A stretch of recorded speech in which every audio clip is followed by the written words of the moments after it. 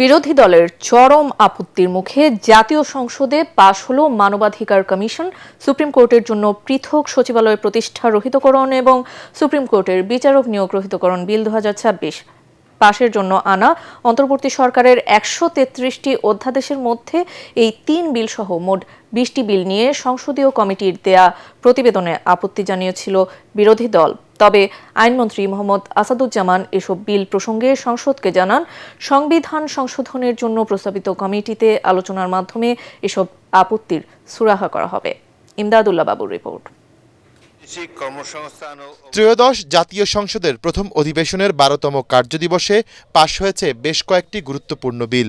আইন 2013 অধিকতর সংশোধনকল্পে এদিন প্রথমে আইনমন্ত্রী মোহাম্মদ আসাদুজ্জামান তদন্তের ভিত্তিতে ব্যবস্থা গ্রহণের ক্ষমতা দিয়ে মানবাধিকার কমিশন রহিতকরণ ও পুনঃপ্রচলন বিল 2026 উত্থাপন করলে এর বিরোধিতা করেন কুমিল্লা 4 আসনের সংসদ সদস্য হাসনাত আব্দুল্লাহ। এই আইনটা এটা শুধুমাত্র যে জাতীয় মানবাধিকার কমিশন শুধুমাত্র এটার সাথে সম্পর্কিত না, বরং এটা আরো 2টা অধ্যাদেশের সাথে সম্পর্কিত। এটা গুম অধ্যাদেশের সাথে সম্পর্কিত এবং আমাদের যে জুলাই গণ অভ্যুত্থান দায় এবং আমাদের দায় মুক্তির যে অধ্যাদেশটা রয়েছে সেটার সাথে সম্পর্কিত।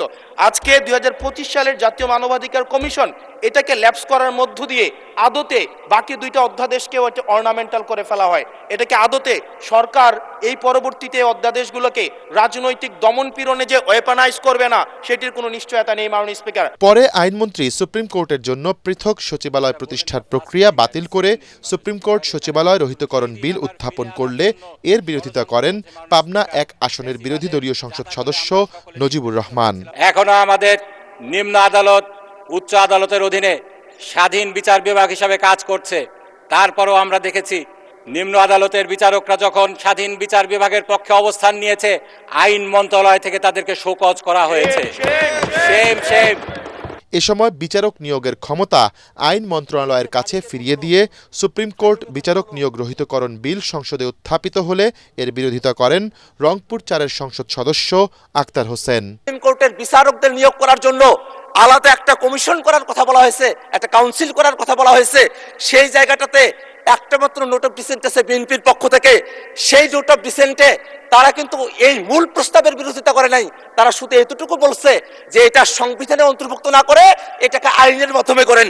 মাননীয় স্পিকার, এইটা তো সংবিধানে অন্তর্ভুক্ত না, এটা তো আইনের মধ্যেও আছে। তাহলে নোট অফ ডিসেন্টে জুলাই 16 কেন মানে না? বিরোধী দল যেসব বিষয়ের উপর আপত্তি এনেছে এসব বিষয়ে আলোচনার আশ্বাস দেন আইনমন্ত্রী মোহাম্মদ আসাদুজ্জামান। আমরা চাই রাষ্ট্রের 3 বিভাগের মধ্যে সমন্বয় থাক। আমরা চাই যার যার ফাংশন সেই করুক।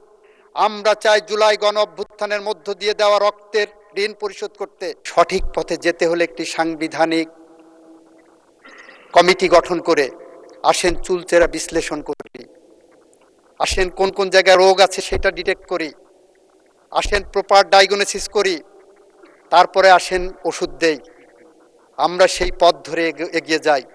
তা না করে যদি আমরা কথায় কথায় এখন বিরোধিতা করি আর পিছনে বসে ফ্যাসিস্টরা হাতে তালি দিচ্ছে।